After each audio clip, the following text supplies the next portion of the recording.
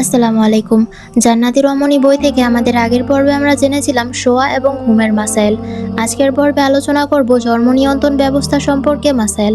ইনশাআল্লাহ আমরা একসাথে শুনবো। চলুন তাহলে মূল আলোচনায় যাওয়া যাক।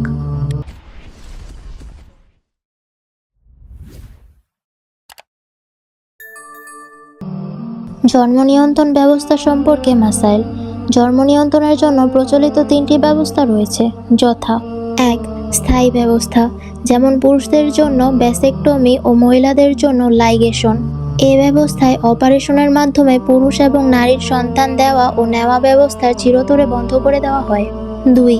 মেয়াদি ব্যবস্থা, যেমন নির্ধারিত মেয়াদের জন্য ইনজেকশন, নিরাপদ কাল মেনে চলা এবং আইইউডি, এক ধরনের প্লাস্টিক কয়েল ব্যবহার করা ইত্যাদি।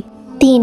সাময়িক ব্যবস্থা, যেমন কন্ডোম ব্যবহার করা, জন্মনিরোধ পিলস, বড়ি ব্যবহার করা এবং বিশেষ মুহূর্তে বীর্য বাইরে ফেলা ইত্যাদি। জন্ম নিয়ন্ত্রণের স্থায়ী ব্যবস্থা গ্রহণ করা কোনো অবস্থাতেই জায়েজ নয়, বরং হারাম, উদ্দেশ্য বা কারণ যাই হোক না কেন, কেননা এর মাধ্যমে আল্লাহর সৃষ্টিকে বিকৃত করে দেওয়া হয়, যা সম্পূর্ণ হারাম। জন্ম নিয়ন্ত্রণের দ্বিতীয় ব্যবস্থা মেয়াদি ব্যবস্থা গ্রহণ করা মাকরুহে তাহরিমি, আর মাকরুহ তাহরিমি হারামের কাছাকাছি।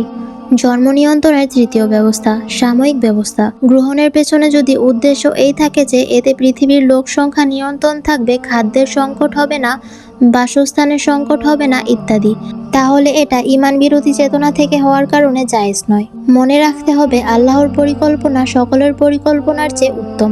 তিনি ভূত ভবিষ্যৎ এমনভাবে জানেন যা কেউ জানেন না। তিনি সৃষ্টি করেছেন এবং সৃষ্টির জীবনের রিজিকের দায়িত্ব গ্রহণ করেছেন।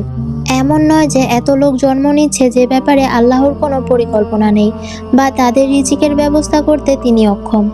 আর জন্ম নিয়ন্ত্রণের তৃতীয় পদ্ধতি যদি স্ত্রী বা সন্তানের স্বাস্থ্য রক্ষায় প্রয়োজনে অভিজ্ঞ দিনদার ডাক্তারের পরামর্শক্রমে গ্রহণ করা হয় তাহলে তা জায়েজ।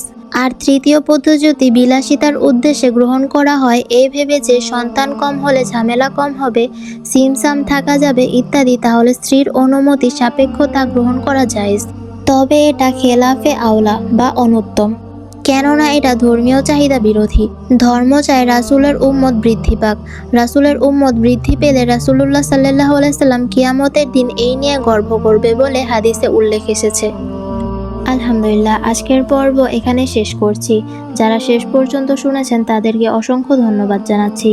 ইনশাআল্লাহ পরবর্তী এপিসোডে জান্নাতি রমণী বই থেকে আরও সুন্দর অংশ নিয়ে হাজির হব।